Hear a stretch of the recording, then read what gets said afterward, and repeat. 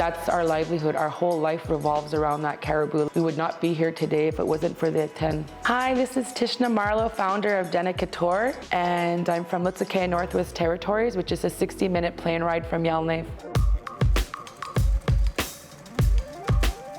Tishna, it's your first time debuting at Indigenous Fashion Arts Festival. Tell me about the collection. The collection is called Lutselk'e Dene, which means land of the ancestors. And I wanted to pay tribute to the community because all my work and my art comes from the community, my teaching, so I always try to pay homage to Lutselk'e.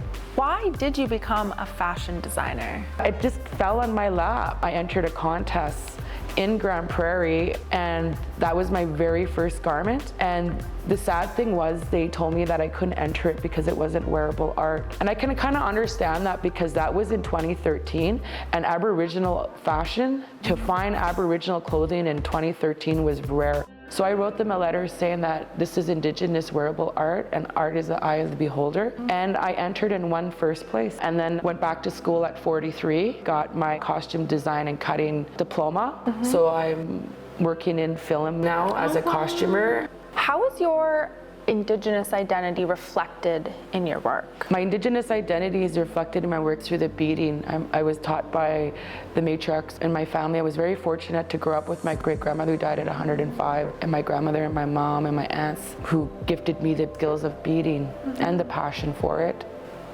What I really love about our culture is that there's so many different styles of beadwork. Can you tell me about your style of beadwork? My style of beadwork is Dene styles. We like to use a 5-petal rose. We like to put yellow beads in the middle. Then the beadwork on this dress, I wanted to go more traditional, like the older school, the vintage, the like 1970s, 1980s. So that's why I use non-shiny beads in this dress. This dress is my Banff dress, and so the beading represents all the 8 designers that came to Banff and how beautiful and different we all are. But the vine is like a line. We're all in alignment, but we're all doing our different thing, but we were all aligned for that moment in Banff. You're Dene, I'm Cree.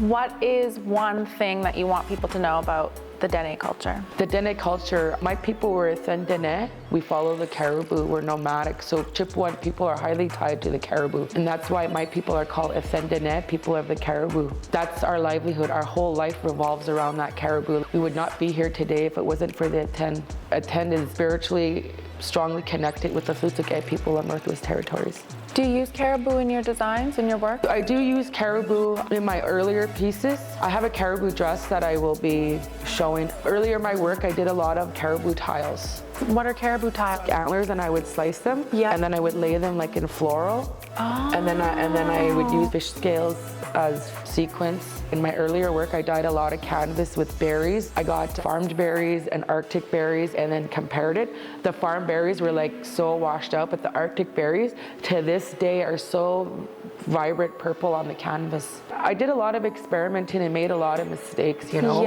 When I started doing it, there was nobody to teach me how to dye fish scales. And you know, the caribou art antler, like I'm going to be going back to my original techniques and processes just because I feel like I need to go back and elevate it now that I've gone through this whole journey. This is Behind the Scenes with Michaella, Montana.